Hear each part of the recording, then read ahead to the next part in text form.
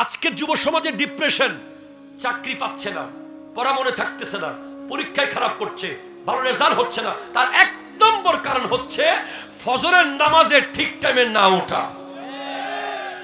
আপনি আমার থেকে লিখে নেন, এটা আমি স্ট্যাম্পে লিখে দেব। যেই ঘরে ফজরের নামাজের সময় দরজা বন্ধ থাকে, ওই ঘরে রোগ থাকবে, ওই ঘরে দুঃখ থাকবে, ওই ঘরে যন্ত্রণা থাকবে, ওই ঘরে ফাসাদ থাকবে, ওই ঘরে টেনশন থাকবে, ওই ঘরে বরকত আসবে না, আসবে না, আসবে না। ক্লিয়ার? কয়জন ছেলে আছে এমনিতেই মোবাইল ইন্টারনেট তাকে ঘুমাতে দিচ্ছে না, এর উপরে আবার কিছু বাপ আর মা আছে বেশি আহ্লাদে, না না আমার ছেলে সারা রাত পড়ছে, একটু ঘুমাক, আমার ছেলে সারা রাত ফ্লাইটে ছিল, এয়ারপোর্ট থেকে মাত্র আসছে, একটু ঘুমাক, আমার ছেলে সারা রাত চাঁদাতের দিন কাপড় বিক্রি করছে, একটু ঘুমাক। না, নামাজের টাইমে একটু ঘুমাক, এই কথা বলার অধিকার একমাত্র আল্লাহ ছাড়া পৃথিবীর কারো কাছে নাই। ঠিক কিনা জোরে কথা বলে? সে যদি 10,000 টন মাটি কেটেও আসে, সে যদি আমেরিকা থেকে বাংলাদেশে পায়ে হেঁটেও আসে, এরপরেও নামাজে কোনো ছাড় নাই। আমার নবী সাহাবাদের জিন্দেগি তারা, ওরা তারা, কারণ ওরা ফজরের নামাজের আগে দান করে দিন শুরু করত। গোটা এলাকায় একজন দেখান, গোটা বাংলাদেশে একজন দেখান, আমার তো মনে হয় নাই,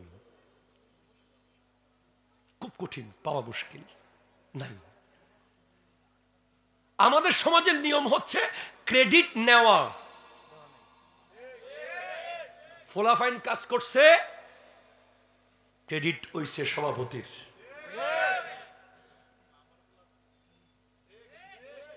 ফোলাফাইন সারাদিন খাইতে খাইতে মরে গেছে, পত্রিকার নিউজ আসছে সভাপতি সাহেব। এবং আমরা সবাই চাই যে ক্রেডিট কেমনে নিব, আরে আমি দিছি বেটা, আমি করছি, ওটা আমার জায়গায় হয়েছে, ওটা আমার, আমি আমি আমি আমি আমি আমি আর সাহাবায়ে কেরাম ছিল যে কিভাবে ক্রেডিট দেবে। তুমি দাঁড়াও, তুমি বলো, তুমি বলো, আমি না, তুমি তুমি তুমি তুমি তুমি সিদ্দিক আকবর চাইছেন যে কেউ একজন দাঁড়িয়ে বলুক যে ইয়া রাসূলুল্লাহ, আমি সকালে মসজিদে আসার আগে দান করে এসেছি। সবাইকে তাকাচ্ছে, তুমি বলো, তুমি বলো, তুমি বলো, তুমি বলো, কেউ বলছে না। পরে সিদ্দিক আকবর বলছেন, যেহেতু কেউ বলছে না, ইয়া রাসূলুল্লাহ, ফজরের নামাজের আগে আমার ঘরের দুয়ারে একজন ক্ষুধার্ত লোক এসেছিল, আমি আমার ছেলের হাত থেকে রুটি নিয়ে ওই গরিবের হাতে দিয়েছি। এখানে কত কথা আছে জানেন আপনি? কি রে, আসার নাম আজান দিচ্ছে যে, আই হাই রে, শেষ কিতা করম, আমি কিতা করম।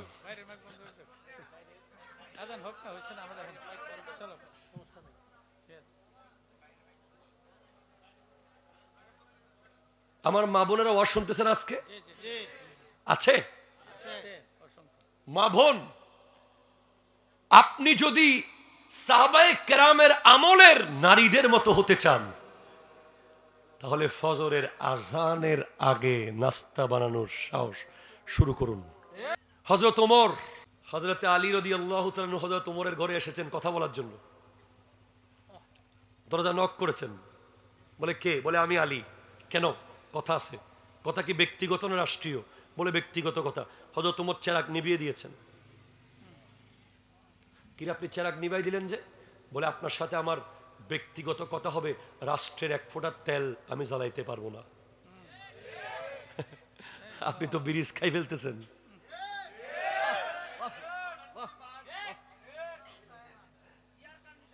হ্যাঁ, আপনি তো রাস্তা গোড়া খাই ফেলাইছেন। আপনি তো জনগণের চাল ডাল গম তেল খাইয়া বিশাল বড় পেট বানাইছেন। আর হযরত ওমর এক ফোঁটা তেল জ্বালায় নাই, তেল, এক ফোঁটা তেল। চেরাগের তেল, সাহাবীরা তারার মতো। তুমি তারাকে অনুসরণ না করে নারাকে অনুসরণ করতে গেছো। আমার নবীর এক লোককে পাঠাইছে হযরত ওসমানের কাছে, বলে গিয়ে বলো আমি তোমাকে পাঠাইছি, কিছু দিতে বলো। এক গরিব লোক। ওই লোক গিয়ে দেখে যে হযরত ওসমান যুন্নুরাইন রাদিয়াল্লাহু তাআলা আনহু পিঁপড়ার খাবার মুখ থেকে আলাদা করতেছে। কিসের খাবার? পিঁপড়ার মুখ থেকে খাবার ফেলে ফেলে আলাদা করে ফেলতেছে। ওই লোক বলে, যিনি পিঁপড়ার মুখ থেকে খাবার নিতেছে উনি আমারে কি দিব? চলে গেছে। বলে আমি বলছি তুমি খুস্তা। বলে ইয়া রাসূলুল্লাহ, উনি পিঁপড়ার খাবার নিয়ে ফেলতেছে, আমারে কি দিবে? আবার যাও।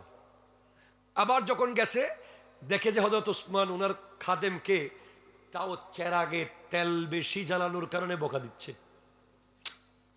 2 ফুটা তেলের জন্য বকাবকি করতেছে, উনি আমারে কি দিব? খুঁজে নাই। তৃতীয়বার আমার নবী বলছেন এবার তুমি কনফার্ম খুঁজবা। এবার গিয়ে দেখে যে ছাদের উপরে হযরত ওসমান জালমারি তুলা শুকাত দিছে। এখন জালের ফাঁক দিয়ে একটা তুলা উড়ে গেলে ধরে ফেলতেছে, আবার ঢুকাই দিচ্ছে। বলে এই সামান্য তুলা উনি উঠতে দিচ্ছে না, উনি আমারে কি দিবে? বলে থাক, 3 মাস যখন আসছি চাইয়া ফেলি। বলে আমাকে নবীজি পাঠাইছে, আমারে কিছু দেন। তখন হযরত ওসমান বলে ছাদের উপর থেকে দেখা যাচ্ছে ওনার ব্যবসায়িক বিশাল বড় ওটের বহর আসতেছে, সাদা রশির মতো মনে হচ্ছে, এত ওট। বলে ওই যে দেখতেছেন এগুলো উট আসতেছে ব্যবসায়ী, এগুলো সব আমার। ওখানে সবচেয়ে বড় ওট যেটা সামনে আছে, ওটার পিঠের উপরে যত মালামাল আছে সব নিয়ে আপনার বাড়িতে চলে যান। এখন ওই লোক কিছু মিলাইতে পারতেছে না, কিছু তো বুঝতেছি না। এখন যাইয়া ওটটাকে চাইছে আলাদা করতে, অনেক টানাটানি করছে, কিন্তু ওট কোনো মতে আলাদা হয় না। কারণ যে ওটদের মধ্যে একটা নিয়ম আছে যে সবার সামনে থাকবে, সে কখনো বাকিদেরকে রেখে যাবে না। বলে হুজুর আমি তো বহুত চাইছিলাম এই ওটটাকে আলাদা করব, কিন্তু সে তো আমার বাড়িতে একা যাচ্ছে না, আমি কি করতে পারি? হযরত ওসমান হেসে বলে তাহলে মনে হয় সবগুলো আপনার বাড়িতে নিতে হবে। সমস্ত উট মালামাল সহ ওই ব্যক্তিকে হযরত ওসমান দিয়ে দিয়েছে। আকাশের তারা। তুমি 10টা টাকা দিতে তোমার কলিজা কাঁপে। মসজিদের ইমামের বেতন নেওয়ার জন্য ক্যাশিয়ারের জোতার তলা ক্ষয় হয়ে যাচ্ছে। মাহফিলের চাঁদা চাইতে গেলে প্রত্যেক বছর দিমু, গোটা বহর দিয়ে দিয়েছে। বলে হুজুর কিছু বুঝলাম না, আপনি পিঁপড়ার মুখ থেকে খাবার কিনে নিলেন, তারপর দেখলাম যে চেরাগের তেলের জন্য বকা দিলেন খাদেমকে, তুলা উড়ে যাচ্ছে, দৌড়ে দৌড়ে ঢুকাই দিচ্ছেন, আমারে এতগুলো উট দিয়ে দিলেন। বলে বাবা রে, আমি তো পাহারাদার, আমি তো একজন দারোয়ানের মতো, আমি খলিফা হতে পারি, কিন্তু এ আল্লাহর সমস্ত নিয়ামতের পাহারাদার আল্লাহ আমাকে বানিয়েছেন। ওই পিঁপড়াগুলোর গর্তের বাসার সামনে আমি তাদের প্রয়োজনীয় খাবার দিয়েছি, বাকি যেগুলো তারা নিয়ে যাচ্ছে সেগুলো আমার প্রজাদের রাষ্ট্রের মাল, এগুলো পথে পথে ফেলে নষ্ট করবে তারা। আমি একটা দানার জন্য আল্লাহকে আমার জবাব দিতে হবে। এই চেরাগের তেল রাষ্ট্রীয়, এটা ইসলামী রাষ্ট্রের, এই তেল কেন বেশি জ্বালালো আমার খাদেম? আমাকে জবাব দিতে হবে। এই তুলা উড়ে যে যাবে, একটা তুলা যে নষ্ট হবে, আমি আল্লাহকে কি জবাব দেব? আর এই সমস্ত ওট এগুলো আল্লাহর মাল, আল্লাহকে দিয়ে দিছি। আর আমাদের যুবক ভাইয়েরা কত খাবার অপচয় করে। এত বড় মুরগি চিকেন গ্রিল নিয়ে বসে 2 পিস খাইয়া বাকিগুলো রাখি চলে আসে। বিয়ে বাড়িতে যান, মেজবানে যান, অনুষ্ঠানে যান, প্রোগ্রামে যান, সব জায়গায় দেখবেন যে খাবার অপচয়, খাবার অপচয়, খাবার অপচয়। অথচ হাদিসে আছে কেউ যদি রান্না করা গোশত মাটি থেকে কুড়িয়ে নিয়ে ধুয়ে খেয়ে ফেলে তার অতীতের গুনাহ মাফ করে দেবে আল্লাহ। ওসমানকে জিজ্ঞেস করা হয়েছে আপনার এত সম্পদের মালিক হওয়ার রহস্য কি? বলে দানে আনে, দিয়ে দি 60 ডবল চলে আসে, দিয়ে দি 10 ডবল চলে আসে। আকাশের তারা। শয়তান কাউকে পথভ্রষ্ট করতে পারে না। শয়তান মূলত গুনাহকে সাজিয়ে প্রেজেন্ট করে, আর যে সেখান থেকে খায় সে শয়তানের অনুসারী হয়ে যায়। আর যে সুন্দর চকচকা দেখে সেখান থেকে খায় না, তার ফুড পয়জন হয় না। ওই যে রাস্তার মোড়ে সিঙ্গারা বানাচ্ছে না, সমোসা বানাচ্ছে, তো ফুচকা বানাচ্ছে, কি সুন্দর করে সাজিয়েছে, আপনি চট করে খেয়ে নিলেন, ফুড পয়জন হয়ে গেছে। আপনাকে খাওয়ানোর জন্য কত ডিজাইন করে তারা প্রেজেন্ট করছে। অনেক কাচ্চি বিরিয়ানির দোকানে আমরা শুনি যে কুকুরের মাংস খাওয়াইয়া দেয়, আছে না? নাই কথা বলেন না, কুকুর বিরিয়ানি, এরকম প্রমাণ আছে না নাই? আমার মা বোনেরা ওয়াজ শুনতেছে, অনেকে যে ফুচকা বানায় তার মেকিং সিস্টেম দেখলে আপনি 3 মাস বমি করবেন। এদিকে মাখে, ওদিকে আবার চুলকায়, ঠিক কিনা জোরে বলেন না? কিন্তু আপনি তো ভিতরের জিনিস দেখেন নাই, আপনার সামনে যখন এনে দিয়েছে একেবারে চকচকা, আপনি নিয়ে নিলেন, 100 টাকা দেন। শয়তানও গুনাহকে সাজিয়ে সামনে প্রেজেন্ট করে। শয়তান কারোকে গুনাহ করানোর ক্ষমতা রাখে না, শয়তান গুনাহ শুধু দেখানোর ক্ষমতা রাখে। কিন্তু তখনই আপনি চট করে যদি নিয়ে ফেলেন, ধরে ফেলেন, খেয়ে ফেলেন, বলে ফেলেন, চলে যান, তাহলে সমস্যা হয়ে যায়। তো আল্লাহ এই শয়তানের জন্যই তারাগুলোকে সেট করেছে। শয়তান আগের নবীদের আমলে আসমানে গিয়ে ওহী চুরি করে করে এনে আল্লাহর কথাগুলো, ফেরেশতাদের কথাগুলো শুনে শুনে এসে জমিনে প্যাচ লাগাতো। কিন্তু আমার নবী আসার পরে আমার নবীর যে স্পেশালিটি আছে তার মধ্যে একটা স্পেশালিটি হলো শয়তানের আকাশে যাওয়া বন্ধ। সে যেতে চাইলেই তার গায়ে তারাগুলো মিসাইলের মতো পড়বে। আল্লাহু আকবার নাই? এখন আমার নবী বলছেন যে আসহাবি কান্নুজুম, আমার সাহাবা আকাশের তারার মতো। Please concentrate. আমার যুবক ভাইয়েরা, আমি তোমাকে চেষ্টা করছি যে ওই আর্জেন্টাইন লিওনেল মেসি থেকে তোমাকে সরিয়ে ফেলা আমার মিশন। তোমার অন্তর থেকে এমবাপ্পেকে মুছে ফেলা আমার মিশন। তোমার হৃদয় থেকে নেইমারকে ডিলিট করে দেওয়া আমার মিশন। তোমার কলব থেকে ওই সাকিব খান কিংবা সালমান খানকে কিংবা আমির খান কিংবা শাহরুখ খানকে কিংবা টম ক্রুজ কিংবা ওয়ার্ল্ড ক্লাস কোনো ব্যান্ডের শিল্পী, ওই বিটিএস ফ্যান, ওই জ্যামস, যত কিছু আছে এগুলোকে মুছে ফেলার জন্য নেমেছি। সেজন্য I would like to present you someone.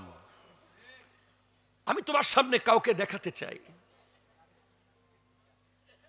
তোমার সামনে আমি এমন কাউকে আনতে চাই, কয়েক হাজার কোটি ফুটবলার, ক্রিকেটার, গায়ক, নায়ক, সেলিব্রিটি। বাংলাদেশে তো এখন সুদর্শন পুরুষ যাকে দেখাচ্ছে টেলিভিশনে, তাকে দেখলে হিজড়ারাও লজ্জা পাবে, ঠিক কিনা কথা জোরে বলেন না? সে যদি সুদর্শন পুরুষ হয় তাহলে এই মুহূর্তে আমার সামনে 500 সুদর্শন পুরুষ আছে, যারা সবাই তার চেয়ে সুন্দর। ঠিক কিনা জোরে কথা বলেন। কিন্তু মেসেজটা কি যাচ্ছে? এটাকে ইউজ টু করা হচ্ছে প্রতিনিয়ত তাকে সামনে এনে। তারা আমার প্রজন্মকে বুঝাচ্ছে যে এরকম করে ড্রেস পরলেই, এভাবে মেয়েদের মতো মেকআপ করলেই সে সুদর্শনের পুরস্কার পায়। 1 দিন 2 দিন 3 দিন 4 দিন 5 দিন, এক সময় প্রজন্ম মনে করবে এটাই বোধহয় সুদর্শন, অথচ এটা একটা বিশাল বড় ষড়যন্ত্র। ঠিক কিনা কথা বল। সুদর্শন তো সে যার মাথায় টুপি, সুদর্শন তো সে যার মুখে দাড়ি, সুদর্শন তো সে যার বডিতে আপাদে মস্তক সুন্নাতে মুস্তাফা আছে, সুদর্শন তো সে যে সবার আগে সালাম দিয়ে দেয়, সুদর্শন তো সে যাকে দেখলে ইসলাম দেখা হয়। আজ কি দেখছি? তো আমি স্টেজ আসার পিছে আমার, বিশ্বাস করেন, চট্টগ্রাম থেকে ব্রাহ্মণবাড়িয়া আমার বলেন, মোকাররম বাড়ি সাহেবের বলেন, আমাদের আসার কোনো প্রয়োজন পড়ে না। আলহামদুলিল্লাহ, এত মাহফিল হয় চট্টগ্রামে, বছরে প্রতিদিন 2টা করে মাহফিল করলেও মাহফিল শেষ হবে না, এত মাহফিল এত মাহফিল। এরপরে আমরা কেন আসছি? বর্তমানে 2টা সমস্যা হচ্ছে এই যুব সমাজের সাথে। একটা হলো ওয়াজের নামে আউল বাউল ফাউল। আপনি দেখবেন যে কেউ জিকির করতে করতে গাছের আগায় উঠে যাচ্ছে ওয়াজে, কেউ জিকির করতে করতে হুজুরের মাইক নিয়ে দৌড় দিতেছে, কেউ আবার জিকির করতে করতে হুজুরের গায়ের উপর উঠে কামড় দেওয়া শুরু করছে হুজুরের, কেউ আবার জিকির করতে করতে মনে হচ্ছে যেন ওই গাছের গুড়ি টানতেছে, হেইয়া হেইয়া।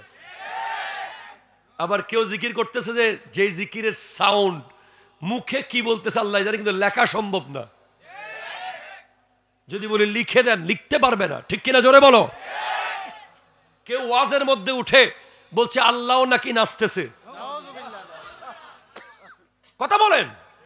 সরল মনা মানুষকে, গ্রামের ওই সরল মনা খেটে খাওয়া মানুষের ঈমান হরণ করছে।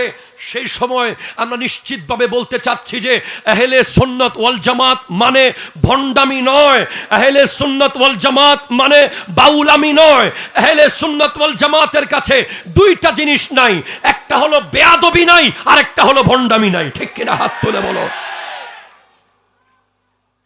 সেজন্য আমাদের আসতে হয়। একটা হলো এই টাইপের পথভ্রষ্ট করছে, শত শত এডুকেটেড পারসন ওয়াজ থেকে সরে যাচ্ছে। এটা মানে কি? ওয়াজ মানে কিছুক্ষণ high high high high high high. জানি আপনারা রাগ করছেন হয়তো বা আমার সাথে, করতেই পারেন, কারণ আমার আল্লাহ আমাকে এত নেয়ামত দিয়েছে স্যার জানে। আমি আগামী বছর আপনি দাওয়াত দিবেন, এজন্য ওয়াজ করবো না, আমি হক কথা বলে যাব। এরপরে ওয়াজ মাহফিল, তাফসির মাহফিল, উরস মাহফিলের আশেপাশে যত মেলা আছে এই মেলাগুলো বন্ধ করতে হবে। হাত তুলে বলো ঠিক কিনা। কথা বলেন। আপনি আমাকে এখানে কোরআনের তাফসির করতে দিলেন, আমি নারীর পর্দা নিয়ে কথা বললাম, আর ওখানে মেলার মধ্যে নারীরা অবাধে ঘোরাফেরা করতেছে, লিপস্টিক আর নেইল পালিশ কিনতেছে। কথা বলেন। দেখছেন, আমি স্ট্রেট ফরওয়ার্ড বলছি। সুতরাং এগুলো ভবিষ্যতে আপনারা ঠিক করতে হবে। এরপর আরেক দল যারা আধুনিকতার নামে দিন দিন শুধু বেহায়া হচ্ছে, মাথার টুপি হারিয়ে গেছে জাদুঘরে। ঠিক না? টুপি এখন জাদুঘরে চলে গেছে। প্লিজ যুবক ভাই, আমি তোমাকে বলছি না, তুমি ব্যক্তিগতভাবে নিও না। এটা একটা বিশাল প্ল্যান।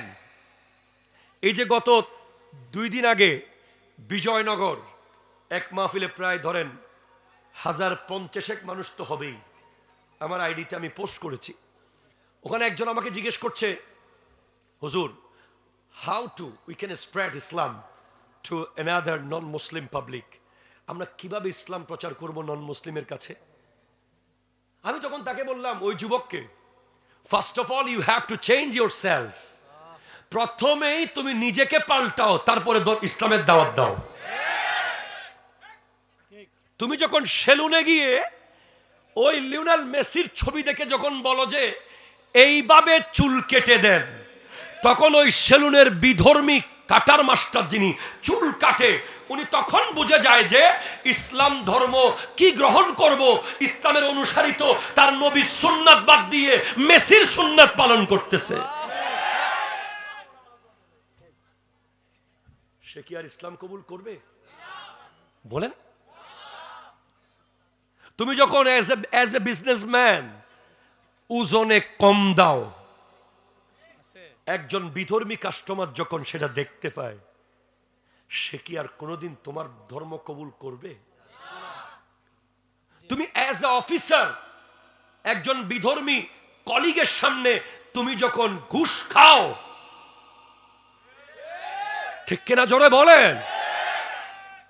তুমি অ্যাজ এ হিউম্যান বিং, তুমি যদি মুসলমান হও, অ্যাজ এ মুসলিম তোমার প্রতিটা সেকেন্ড রেস্ট্রিক্টেড। তুমি যেমন তেমন করতে পারো না। ওরা পারে, বাকি সবাই যেমন ইচ্ছা করতে পারবে। এগুলো সব দুনিয়ার বানানো নিয়ম, কিন্তু ইসলাম আসমান থেকে আসা। সেজন্য তোমাকে বুঝতে হবে যে who am I, what is my responsibility, what I have to do, and I have to be a Muslim, real Muslim. আজকের দিনে তুমি দেখো আপাদে মস্তক আমাদের গোটা জিন্দেগি social, physical, family, economical, official প্রত্যেকটা অ্যাক্টিভিটির মধ্যে ইসলাম নাই চলে এসেছে। এখন সেজন্য খাজা মঈনুদ্দিন চিশতি রহমতুল্লাহ আলাইহি, যিনি একজন ব্যক্তি 1 কোটি মানুষকে মুসলমান বানিয়েছে, আর আমরা 17 কোটি মিলে 1 কোটিকে মুসলমান বানাইতে পারি নাই। 17 জনের ভাগে একজন পড়ছে। আপনি কখনো কি সেটা ভেবেছেন? আপনি জাস্ট কবরে যখন যাবেন, আপনি কি আমার নবীকে চেহারা দেখাতে পারবেন কিনা এটা কখনো ভেবেছেন? আপনি যদি আমাকে বলেন জয়নুল আবেদিন কাদরী, হুজুর আপনার জুব্বা টুপি এগুলো ফেলে দিয়ে আপনি আমার ড্রেসটা নেন, আপনাকে 10 লক্ষ টাকা চেক দেব, আমার উপর পারবো না। কারণ আমার সবকিছুর শেষে আমাকে আমার নবীজির সামনে গিয়ে কোন কারণে নবী যদি মুখটা ফিরিয়ে ফেলে, জাস্ট ইমাজিন এই সব কিছুর উদ্দেশ্য কি জানেন? যেন কবরে গেলে আমার নবী একটু মুস্কি হেসে দেয়।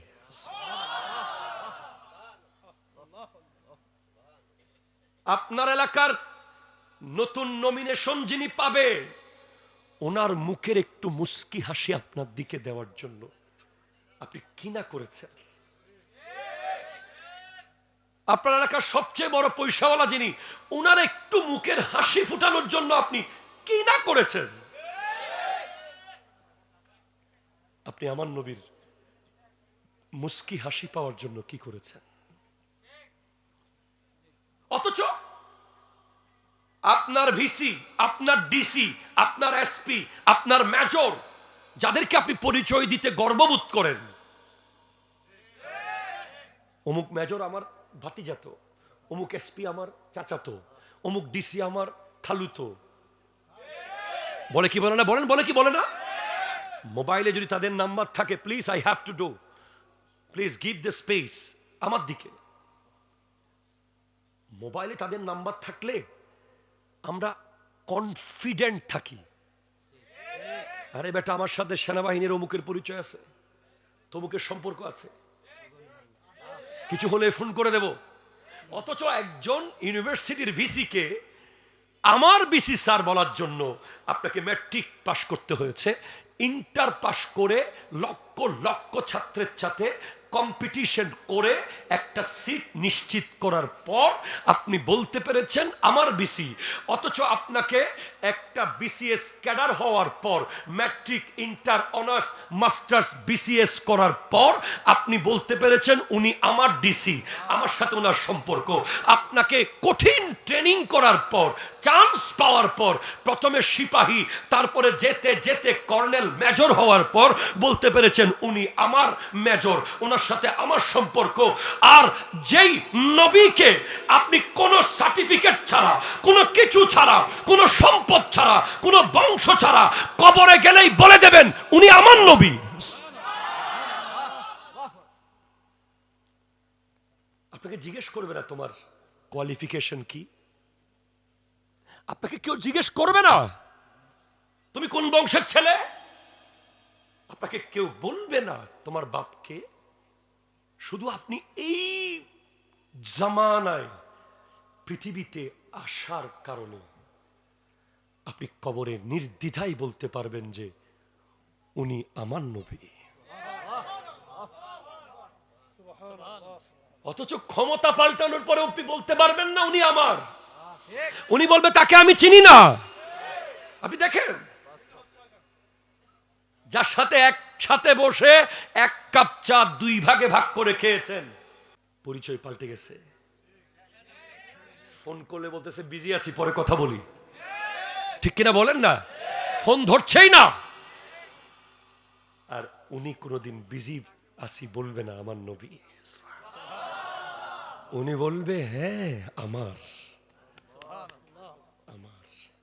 আপনি যুবক ভাইয়ের কাছে আমার প্রশ্ন, গত 7 দিনে মিলে আপনি ওনার জন্য কি করেছেন? গত 1 মাসে উনাকে খুশি করার উদ্দেশ্যে কি করেছেন? কালকে মরলে যার পরিচয় ছাড়া কবরে আপনি 1 সেকেন্ড শান্তি পাবেন না। ওনাকে চিনলেই কবর জান্নাত হয়ে যাবে, ওনাকে না চিনলে কবর জাহান্নাম হয়ে যাবে, ঠিক কিনা বলেন? সো আমি একটা প্রেক্ষাপট বুঝিয়েছি। এখন what we have to do, you have to admit, আপনাকে ভর্তি হতে হবে একটা বিশ্ববিদ্যালয়ে যে ইউনিভার্সিটির ছাত্রের নাম সিদ্দিক আকবর, একটু জোরে বলেন, যে ইউনিভার্সিটির ছাত্রের নাম ওমর ফারুক আজম, যে বিশ্ববিদ্যালয়ের ছাত্র উসমান জুন্নুরাইন, যে বিশ্ববিদ্যালয়ের ছাত্র মাওলা আলী কাররামাল্লাহু তাআলা ওয়াজহুল কারীম, ওনারা যে বিশ্ববিদ্যালয়ের ছাত্র, আপনাকে ওই বিশ্ববিদ্যালয়ে ভর্তি হতে হবে। তার কথা মনে আছে তো? আল্লাহ প্রথম আসমানে তারাকে সাজিয়েছেন, ওয়ালাকাদ যায়্যানাস সামাআদ দুনিয়া বিমাসাবিহা ওয়াজআলনাহা রুজুমান লিশ-শায়াতিন। আল্লাহ প্রথম আসমানে তারাকে সাজিয়েছেন শয়তানের ক্ষেপণাস্ত্র হিসেবে, শয়তানের ক্ষেপণাস্ত্র হিসেবে। তো জমিনেও তো কিছু শয়তান আছে, আছে না? শয়তান যেটা আসমানে যায়, জিন শয়তান, তার জন্য তারা হলো ক্ষেপণাস্ত্র। কিন্তু জমিনে যে শয়তান আছে তাদের জন্য ক্ষেপণাস্ত্র কে হবে? আমার নবী বলছেন আসহাবি কান্নুজুম, আমার সাহাবা আকাশের তারার মতো। আল্লাহু আকবার, জোরে বলো। আমার সাহাবা আকাশের তারার মতো। তার মানে Siddique Akbar one of the stars, Farooq Azam তারা, উসমান জুন্নুরাইন তারা, মৌলা আলী তারা, হযরতে তালহা তারা, হযরতে জুবাইর তারা, হযরতে সাদ ইবনে আবি ওয়াক্কাস তারা, হযরতে আব্দুর রহমান ইবনে আউফ তারা, হযরতে আবু উবাইদা ইবনুল জাররাহ তারা, হযরতে সাঈদ ইবনে যায়েদ তারা। এই একটা তারাকে যদি অনুসরণ করতে পারেন, একটা তারাকে, বিআইহিম ইক্তাদাইতুম ইহতাদাইতুম, পথ পেয়ে যাবে। তাদের উচ্চতা, তাদের লেভেল, তাদের বিহেভিয়ার, তাদের মোহাব্বত, এগুলো এত উঁচুতে যে তাদেরকে তারা বলতে হয়েছে। সিদ্দিক আকবর রাদিয়াল্লাহু তাআলা আনহু ছিলেন ব্যবসায়ী।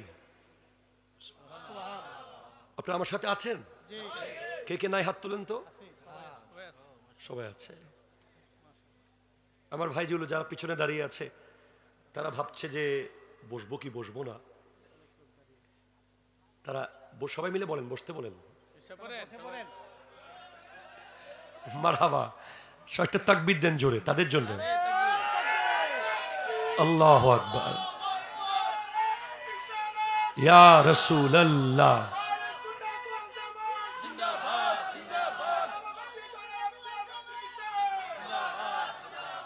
সুবহানাল্লাহ জোরে বলেন না, আরো জোরে। High high high high high high high high high high, আমি কি করে বুঝাই। সিদ্দিক আকবর আবু বকর সিদ্দিক রাদিয়াল্লাহু তাআলা আনহু, যিনি আমার নবীর 2 বছর 3 মাস 10 দিনের ছোট। প্লিজ কনসেন্ট্রেট, কিছু কথা শিখে যান, শুনে যান, কিছু কথা নিয়ে যান, জেনে যান। উনি ইয়ামানে গেছেন ব্যবসা করার জন্য। ইয়ামানের একটা গোত্র ছিল আসদি। কি বলেন তো? আসদি গোত্র। ওই গোত্রের এক আলেম ছিল যার বয়স 390 বছর। ওই আলেম সিদ্দিক আকবর রাদিয়াল্লাহু তাআলা আনহুর দিকে তাকিয়ে খালি তাকায়, খালি তাকায়, উপরে নিচে ডানে বামে খালি তাকায় আর বলে, আনতা মিনাল মক্কা, আপনি কি মক্কার? বলে নাম, আনা মিনাল মক্কা। বলে আনতা কুরাইশি? আনা কুরাইশি। ওয়া আনতা আনতা তামিমি? আনা তামিমি। ভাই আপনি কি মক্কার মানুষ? জি আমি মক্কার। আপনি কি কুরাইশ বংশের? যে আমি কুরাইশ বংশের। আপনি কি তামিম গোত্রের? যে আমি তামিম গোত্রের। বলে আরেকটা সিম্বল শুধু মিলে গেলে আপনি হবেন সেই ব্যক্তি যার সৌভাগ্য হচ্ছে আখিরি নবীর হাতে প্রথম ইসলাম কবুল করবে। বলে সবকিছু মিলে গেছে। বলে ফাকশিব বাতানাক, আপনার পেটের কাপড়টা একটু তুলেন। সুবহানাল্লাহ কোন না। এই কথাগুলো কোথায় পাবেন? জয়নুল আবেদিন কাদেরী বানিয়ে কথা বলতে পারবে না, কারণ জামিয়া আহমদিয়া সুন্নি Alia. I am from Jamia Ahmadiyya Sunni Aliyah, one of the biggest Islamic research center in whole Asia. Asia মহাদেশের বিখ্যাত ইসলামিক রিসার্চ সেন্টার, ইনস্টিটিউট, মাদ্রাসা, যেখানে 10,500 ছাত্র বর্তমানে কারেন্ট পড়ছে এবং প্রায় 150 শিক্ষক। 2 জন এখানে আছি আপনাদের স্টেজে, স্যার আছে আর আমি আছি। মারহাবা জোরে বলেন। সো আমার প্রত্যেকটা কথার জন্য আমি জিম্মাদার। বলে আপনার পেটের কাপড় তুলেন, আমি একটু দেখব যেই ব্যক্তিটা আখিরি নবীর হাতে প্রথম ইসলাম কবুল করবে তার পেটে একটা চিহ্ন থাকবে, রানে একটা চিহ্ন থাকবে। আমি আপনার রান দেখব না, যেহেতু এটা সতর, পেটটা একটু দেখান। সিদ্দিক আকবর দেখালেন, দেখা গেল আবু বকর সিদ্দিক রাদিয়াল্লাহু তাআলা আনহুর পেটের মধ্যে একটা চিহ্ন দেখা যাচ্ছে, নুরানি চিহ্ন। বলে যান তাড়াতাড়ি, আপনি সেই ব্যক্তি যে আখিরি নবীর হাতে প্রথম ইসলাম কবুল করবেন।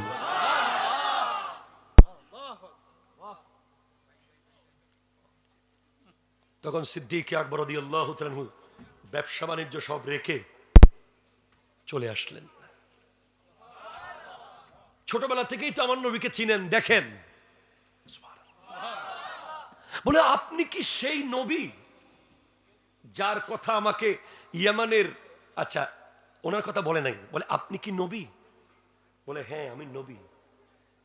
বলে আমি আপনার অপেক্ষায় আছি। নবীজি বলছেন আমি আপনার অপেক্ষায় আছি, আপনি আসবেন আমি জানি। বলে আপনি যে নবী তার প্রমাণ কি? বলে আমি যে নবী তার প্রমাণ ইয়ামানের সেই আসদি গোত্রের আলেম, তিনি আপনাকে সব বলে দিয়েছে। কোথায় ইয়ামান, কোথায় মক্কা, উনি কি কথা বলেছে সিদ্দিক আকবরের সাথে নবী তো দেখে নাই, কিন্তু আমার নবী জানেন আল্লাহ এই ক্ষমতা আমার নবীকে দিয়েছেন। বলে আমাকে কালিমা পড়িয়ে দেন, লা ইলাহা ইল্লাল্লাহু মুহাম্মাদুর রাসূলুল্লাহ সাল্লাল্লাহু আলাইহি ওয়াসাল্লাম। জুড়ে বলেন সুবহানাল্লাহ। আমি আপনাকে চাচ্ছি যে, আমি আপনাদেরকে যেটা করতে চাচ্ছি এখন, সেটা হলো আপনাদের হৃদয়ে যদি কারো নাম থাকে, আল্লাহ এবং রাসূলের পরে থাকবে সিদ্দিক আকবরের নাম। ঠিক কিনা জোরে বলেন? থাকবে উমর ফারুক আজমের নাম। আপনারা যদি এই পৃথিবীতে কাউকে আইডল মনে করেন, যাকে আপনি পছন্দ করবেন, যার জীবন যেমন তেমন চলতে চাইবেন, উনি তো নবী সাহাবা ছাড়া আর কেউ হতে পারে না। আজকে একটা যুবক কি বলতে পারবে আবু বকর সিদ্দিকের একটা গুণ আমি তাকে নগদ পুরস্কার দেব? হাত তুলেন একজন যুবক। আপনি যুবক না? আপনি তো পারবেন, দেখতে বোঝা যাচ্ছে। টুপি ছাড়া একজন দাঁড়িয়ে বলুক যে আবু বকর সিদ্দিকের এই স্পেশাল গুণ ছিল। বলো।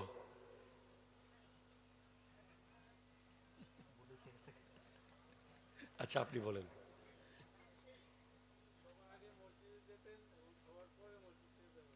মাশাআল্লাহ, ভেরি এক্সেলেন্ট, মারহাবা জোরে বলেন না।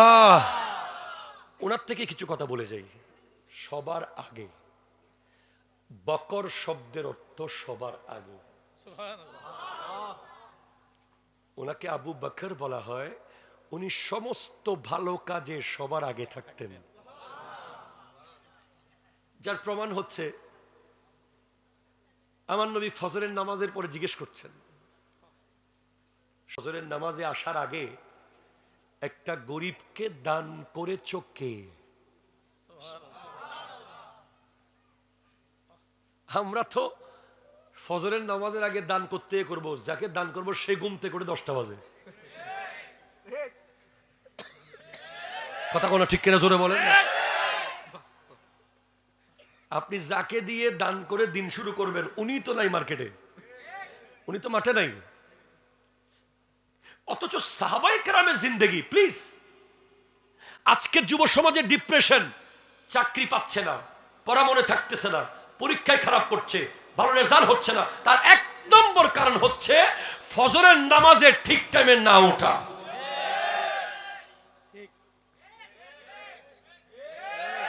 আপনি আমার থেকে লিখে নেন, এটা আমি স্ট্যাম্পে লিখে দেব। যেই ঘরে ফজরের নামাজের সময় দরজা বন্ধ থাকে, ওই ঘরে রোগ থাকবে, ওই ঘরে দুঃখ থাকবে, ওই ঘরে যন্ত্রণা থাকবে, ওই ঘরে ফাসাদ থাকবে, ওই ঘরে টেনশন থাকবে, ওই ঘরে বরকত আসবে না, আসবে না, আসবে না। ক্লিয়ার? কয়জন ছেলে আছে এমনিতেই মোবাইল ইন্টারনেট তাকে ঘুমাতে দিচ্ছে না, এর উপরে আবার কিছু বাপ আর মা আছে বেশি আহ্লাদে, না না আমার ছেলে সারা রাত পড়ছে, একটু ঘুমাক।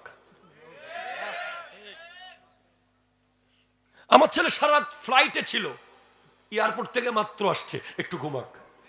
আমার ছেলে সারা রাত চাঁদাতের দিন কাপড় বিক্রি করছে, একটু ঘুমাক।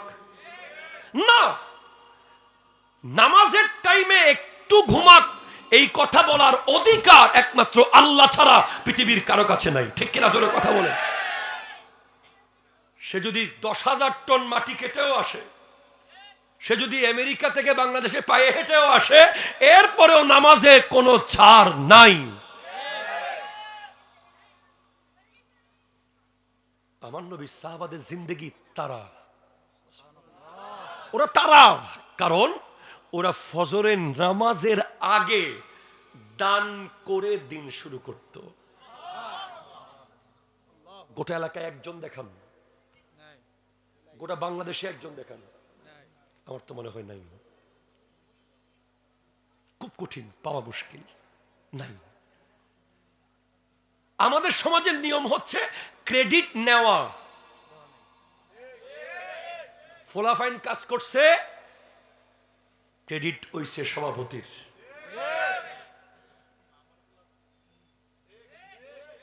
ফোলাভাইন সারাদিন খাইটে খাইটে মরে গেছে, পত্রিকার নিউজ আসছে সভাপতি সাহেব। এবং আমরা সবাই চাই যে ক্রেডিট কেমনে নিব।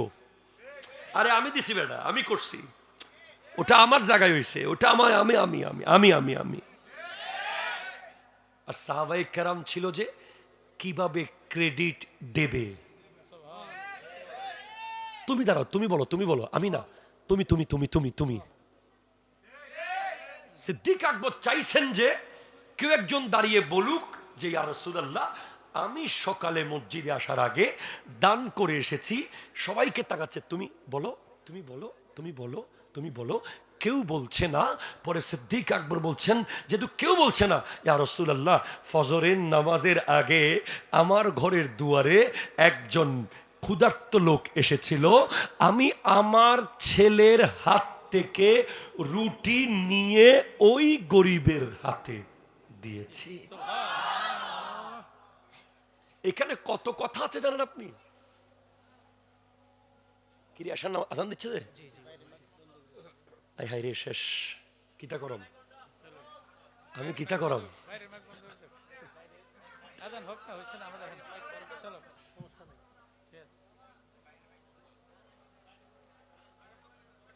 আমার মা বোনেরা ওয়াজ শুনতেছেন আজকে? আছে মা বোন, আপনি যদি সাহাবায়ে কেরামের আমলের নারীদের মতো হতে চান, তাহলে ফজরের আজানের আগে নাস্তা বানানোর সাহস শুরু করুন। একটু চিৎকার দিয়ে বলেন না সুবহানাল্লাহ। আমরা তো ফ্রিজ থেকে বাসি খাবার দেই, কথা বলে না। আমরা তো খেয়ে দিয়ে বেঁচে গেলে সেগুলো দেই। আমরা তো কোরবানির রানের গোশত দেই না, চর্বি দিয়ে দিই। সাহাবারা নিজের সন্তানের হাত থেকে নিয়ে গরিবকে দিতেন। What is the philosophy? Why? এখানে তারা অনেক নতুন নতুন খাবার চুলা থেকে দিতে পারে, বলেন না। তুমি যখন একজন ফকিরকে দাও, মিসকিনকে দাও, গরিবকে দাও, অসহায়কে দাও, মূলত তুমি আল্লাহকে দাও। আমাদের সমাজে আপনি দেখবেন যে, আপনি দেখবেন পাশের বাসায় উপোস, পাশের বাসার মানুষ উপোস, আর উনি জমিদার পোলাও কোরমা দিয়া খাইয়া ঘুমাইতেছে। সাহাবাদের জিন্দেগিতে এমন কোন রেকর্ড নাই, নাই, নাই, নাই, নাই।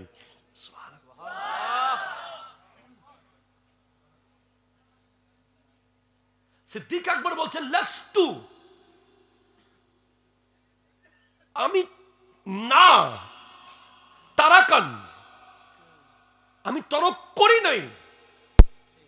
নবীজি যত কিছু আমল করেছেন, যেগুলো করা সুন্নাত মনে করেছি আমি, এমন কোন আমল নাই যে আমল আমি আবু বকর করি নাই।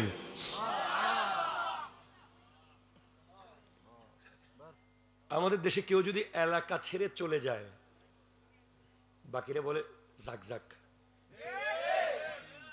আপনি যদি রাগ করে বলেন যে আমি এই গ্রামে থাকবো না, পিছন থেকে সবাই যা যাক কেনা বাজি যাও, চলে যা, আরো ভালো হয়েছে। এই যুগে যদি কেউ রাগ করে চলে যেতে চায়, কাউকে কেউ কি আটকায়? জায়গা তোর বাড়িঘর গুলো আমি দখল করবো, ঠিক কিনা জোরে কথা বলেন। তোর গাছের আম, তোর গাছের কাঁঠাল, তোর বিলের ধান সব আমরা আছি। অথচ সিদ্দিক আকবর রাদিয়াল্লাহু তাআলা আনহু কাফেরদের অত্যাচারে যখন মক্কা ছেড়ে হাবশাতে হিজরত করতে চলে যাচ্ছিলেন, তখন কাফেরদের সর্দার ইবনে দাগিনা বলছে, মিন মিসলিকা, তোমার মতো ব্যক্তি বের হতেও পারবে না, কেউ বের করতেও পারবে না। লা ইয়াখরুজু ওয়া লা ইউখরাজ। সুবহানাল্লাহ বলেন। বলে আপনার মতো ব্যক্তিকে মক্কা থেকে কেউ বের করতে পারবে না আমি ইবনে দাগিনা থাকতে, এবং আপনি নিজেও বের হতে পারবেন না। বলে কেন? বলে ইন্নাকা লাতাসিলুর রাহমা, আপনি তো ওই ব্যক্তি যে আত্মীয় স্বজনের প্রতিনিয়ত খবর নেন। ও তাহমিলুল কাল্লা, আপনি তো ওই ব্যক্তি যে মানুষের কষ্টের বোঝা হালকা করে দেন। ও তাকসিবুল মাদুমা, আপনি তো ওই ব্যক্তি যে এতিমের মাথায় হাত রাখেন। ও তুকরিউদ দাইফা, আপনি তো ওই ব্যক্তি যে মেহমানকে সম্মান করেন। ও তাইনু আলা নওয়াইবিল হক, আপনি তো ওই ব্যক্তি যে এলাকার দেশের দুর্দশায় দাঁড়িয়ে যান। আপনি কিভাবে চলে যাবেন? সিদ্দিক আকবর তারা, আমরা মাটিও হতে পারি নাই, ঠিক কিনা বলেন না? আমাদের এখানে কতজন আছেন যারা বলেন গত এক মাসে একজন আত্মীয়র খবর নিয়েছেন? নিজে খায়া নিজে। কোথায় চলে গেছে ফুফুর পরিচয়, কোথায় হারিয়ে গেছে খালার পরিচয়, কোথায় শেষ হয়ে গেছে মামতো ভাই, খালতো ভাই, ফুফাতো ভাই, দাদির বাড়ির মানুষ নাই। যেন একটা যেন কি একটা গন্তব্যের দিকে আমরা যাচ্ছি, শুধু আরো চাই, আরো চাই, আরো দাও, আরো দাও, আরো লাগবে, আরো লাগবে করতে করতে আত্মীয় শেষ, স্বজন শেষ, প্রতিবেশী শেষ, ঠিক কিনা বলেন না? আরে আত্মীয় স্বজন তো বহু দূরে বাড়ি, নিজের পাশের বাসার প্রতিবেশী আপনার আমাদের মতো ব্যক্তিদের অনিষ্টতার কারণে অন্য জায়গায় গিয়ে বাড়ি বাঁধতে হচ্ছে, আছে না? একটু টিউবওয়েলের পানি পর্যন্ত দেই না আমরা, একটা পুকুর ঘাট পর্যন্ত ব্যবহার করতে দেই না, চোখ বড় বড় করে তাকাই। গাছের আম কত কাঠবিড়ালি খেয়ে ফেলে, প্রতিবেশীর পোলা দুইটা আম নিলেই গালি শুরু, ঠিক কিনা বলেন? ডাব খাইস না, কথা জোরে বলেন, ঠিক কিনা? অথচ আমার নবী বলেছেন ওয়াল্লাহে, এই শুনেন ভাই, লা ইউমিনু লা ইউমিনু লা ইউমিনু ওয়াল্লাহি লা ইউমিনু ওয়াল্লাহি লা ইউমিনু ওয়াল্লাহি লা ইউমিনু, আল্লাহ শপথ, সে মুমিন নয়, সে মুমিন নয়, সে মুমিন নয় যার প্রতিবেশী তার হাত থেকে নিরাপদ নয়, নিরাপদ নয়। আমার মা বোনেরা শুনতেছে না? অনেক মা বোন আছে মাশাআল্লাহ, মুখের কণ্ঠ মজবুত, স্বামীরে বলে তুমি থামো আমি দেখতেছি, এই আছে না নাই? কথা কন না? শাড়ির শক্ত করে গিট্টা মাইরা ঘরের উঠানে আসি শুরু, আমেরিকা ইউরোপ সব মিলাইয়া শুরু, লন্ডন, পাকিস্তান, বাংলাদেশ, ভারত, পৃথিবীর যত ডিজাইনের আছে সব শুরু, আছে না নাই? কথা জোরে বলেন। এই মা বোনদেরকে বলে দিচ্ছি, আমার মা বোনেরা, আজকে থেকে আপনার পাশের বাসার ওই মানুষগুলোর সাথে কথা বলার আগে 1000 বার ভাববেন। সিদ্দিক আকবর তো জিহ্বা ধরে রাখতেন যেন কথা বের না হয়।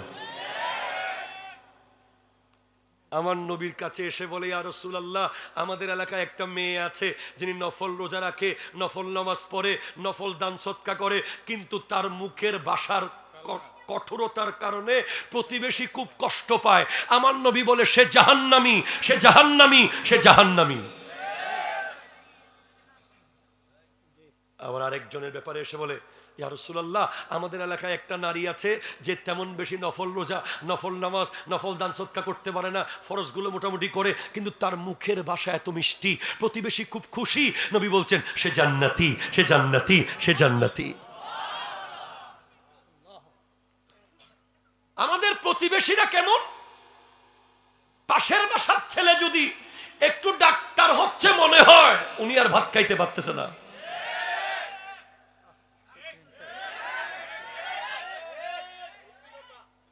পাশের বাসার ছেলে কেন নিউ ইয়র্কে গিয়ে টাকা কামাচ্ছে, ওনার আর ঘুম নাই।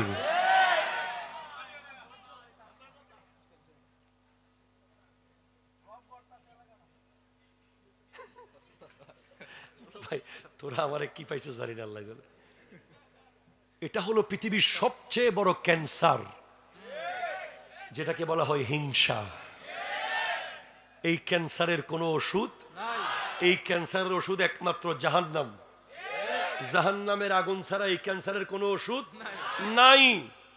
আরে ভাই, আপনার এলাকার ছেলে ডাক্তার হোক, মাস্টার হোক, হুজুর হোক, মুহাদ্দিস হোক, ব্যবসায়ী হোক, শিল্পপতি হোক, সবাই মিল্লাত আরো তুলে দেন ভালো করে, তাতে এলাকার সুনাম হবে। ঠিক কিনা জোরে বলেন না? এখন কয় আমার চোখ একটা কানা করে দে, তারপরে হেরে দুইটা কানা করে দে।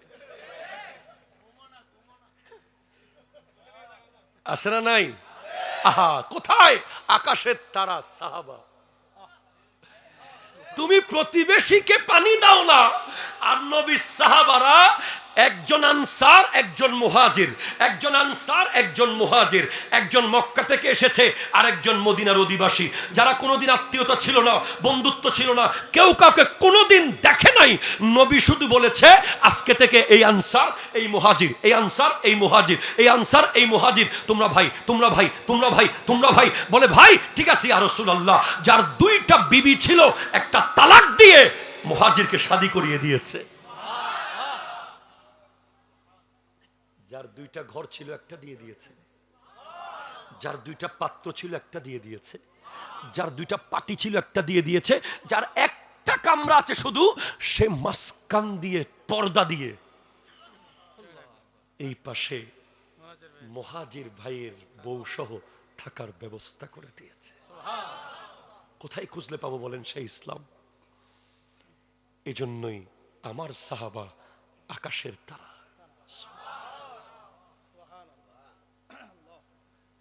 আমি কিভাবে বুঝাবো বলেন? আজকের দিনে কত কম্বল আপনার ঘরের আলমারিতে, কত কম্বল যে আপনার আছে আপনি নিজেও জানেন না। যেগুলো নিয়মিত গায়ে দেন এগুলো বছরে 2 মাস গায়ে দেন, পুরাতন হয় না। আলমারির লাগেজের উপরে পড়ে আছে কম্বল আর কম্বল, অথচ আপনার এমন প্রতিবেশী আছে যে একটা ছেঁড়া কাঁথা দিয়ে শীতকালে ঘুমায়। একটা কম্বল যদি পেত, রাতের শীতটা তার একটু শান্তিতে থাকতে পারত। এজন্য আমি একটা নসিহত করে যাই, সাহাবায়ে কেরামের আদর্শ। আপনি আপনার প্রতিবেশীর ঘরে গিয়ে 1 চামচ লবণ নিয়ে আসেন। যদি আপনার প্রতিবেশী দুর্বল হয়, আপনি কোটিপতি হন, তার বাসায় গিয়ে বলেন একটু লবণ দেন। কিরে, এত বড় পয়সাওয়ালা মানুষ, ইন্ডাস্ট্রির মানুষ, মালিক আমার ঘরে লবণের জন্য আসছে। আরে আপনি লবণের জন্য যান নাই, তাকে চাউল নিতে যাওয়ার রাস্তা করে দিয়েছেন। সে তো উপসে মরে যায়, লজ্জায় আপনার কাছে খুঁজে না। সবার তো ব্যক্তিত্ব আছে। সামনে কোরবানি আসবে না? আসবে।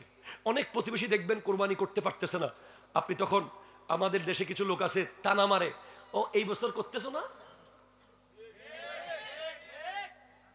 হিট করে কথা বলে, কথা বলেন না, মানুষকে বলে না ওরা এই বছর করতেছে না, অসুবিধায় আছে না।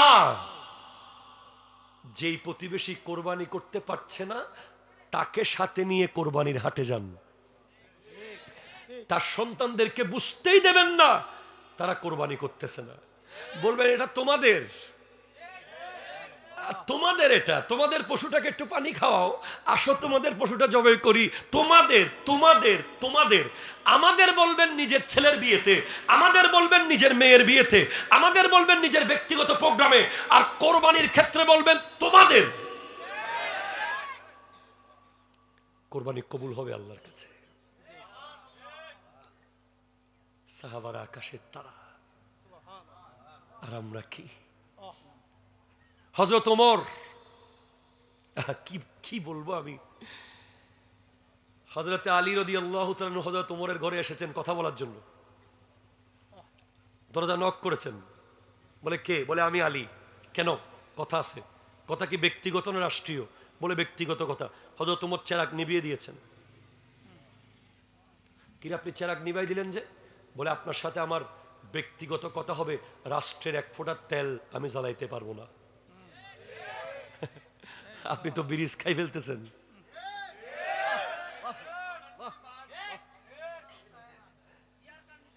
হ্যাঁ, আপনি তো রাস্তা গোড়া খাই ফেলাইছেন। আপনি তো জনগণের চাল ডাল গম তেল খাইয়া বিশাল বড় পেট বানাইছেন, আর হযরত ওমর এক ফোঁটা তেল জ্বালায় নাই। তেল, এক ফোঁটা তেল, চেরাগের তেল। সাহাবীরা তারার মতো। তুমি তারাকে অনুসরণ না করে নারাকে অনুসরণ করতে গেছো। হযরত উসমান যুন্নুরাইন, হাই হাই হাই, আপনারা কি বিরক্ত হচ্ছেন না তো?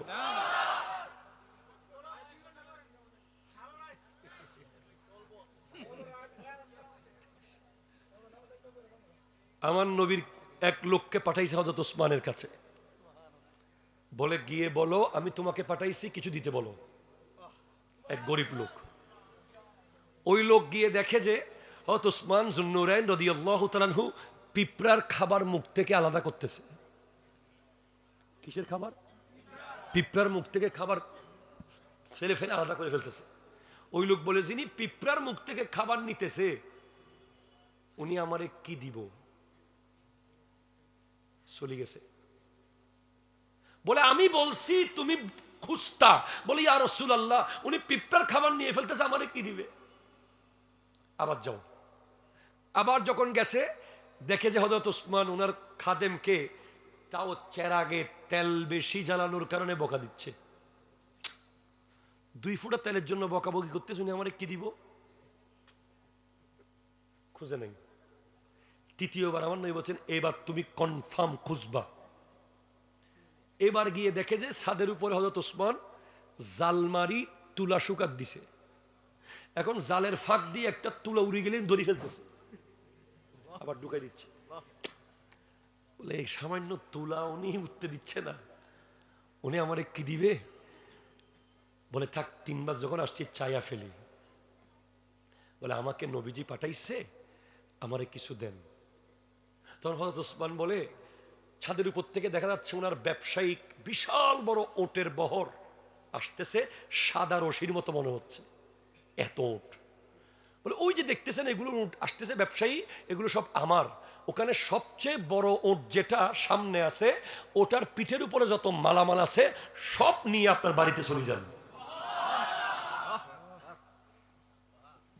এখন ওই লোক কিছু মিলাইতে পারতেছে না, কিছু